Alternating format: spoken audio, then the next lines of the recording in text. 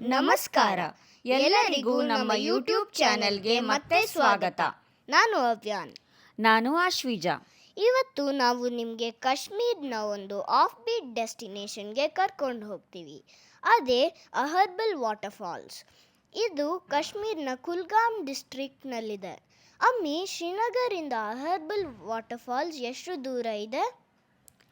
ಪುಟ, ಶ್ರೀನಗರಿಂದ ಅಹರ್ಬಲ್ಗೆ ಅಂದಾಜು 75ರಿಂದ 80 ಕಿಲೋಮೀಟರ್ ಆಗುತ್ತೆ. 2ರಿಂದ 2.5 ತಾಸಿನ ಪ್ರಯಾಣ. ಈ ಜಲಪಾತ ವಿಶ್ರವ್ ನದಿ ಮೇಲೆ ಸ್ಥಿತವಾಗಿದೆ.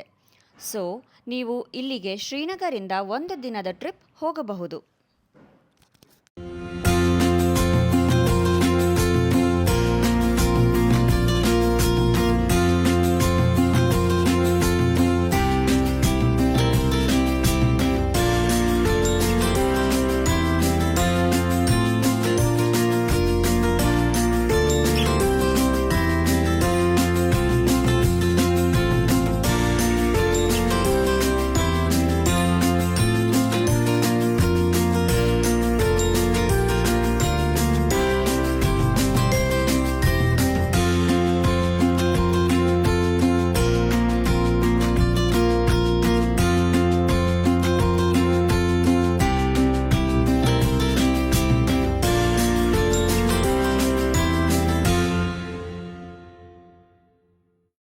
ಈ ಜಲಪಾತ ನೋಡಲಿಕ್ಕೆ ಎಷ್ಟು ಸೂಪರ್ ಆಗಿತ್ತು.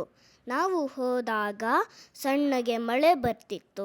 ಜಲಪಾತಕ್ಕೆ ಸ್ವಲ್ಪ ಮೆಟ್ಲು ಇಳ್ಕೊಂಡು ಹೋಗಬೇಕು. ಹಾಗೆ ಮೆಟ್ಲು ಇಳಿತಾ ದಾರಿಯಲ್ಲಿ ನ್ಯಾಚುರಲ್ ಸ್ಪ್ರಿಂಗ್ ವಾಟರ್ ಇದೆ. ಆ ನೀರು ಎಷ್ಟು ಸ್ವೀಟ್ ಆಗಿತ್ತು ಅಲ್ವಾ ಅಮ್ಮಿ? ಹೌದು ಪುಟ, ಅಹರ್ಬಲ್ ವಾಟರ್ಫಾಲ್ಸ್ ತುಂಬ ಸುಂದರವಾಗಿದೆ. ಹಾಗೆ ಜಲಪಾತದ ಶಬ್ದ ಕಿವಿಗೂ ಇಂಪಾಗಿ ಕೇಳುತ್ತೆ. ಸುತ್ತಲೂ ಹಸಿರು, ಸ್ನೋ ಮೌಂಟನ್ಸ್ ಮಧ್ಯ ಈ ಜಲಪಾತ. ಜಲಪಾತ 3 ಹಂತದಲ್ಲಿ ಬೀಳುತ್ತೆ. ಇದನ್ನು ಕಾಶ್ಮೀರದ ನಯಾಗರ ಅಂತ ಕರೀತಾರೆ. ಇದಕ್ಕೆ ಬೇರೆ ದೇಶದ ಜಲಪಾತದ ಹೆಸರೇನೂ ಅಗತ್ಯ ಇಲ್ಲ. ಈ ಜಲಪಾತಕ್ಕೆ ಅದರದೇ ಆದ ವಿಶಿಷ್ಟ ಸೌಂದರ್ಯ ಇದೆ. ಈ ಜಲಪಾತ ಮುಂದೆ ಝರಿಯಾಗಿ ಹರಿಯುತ್ತೆ.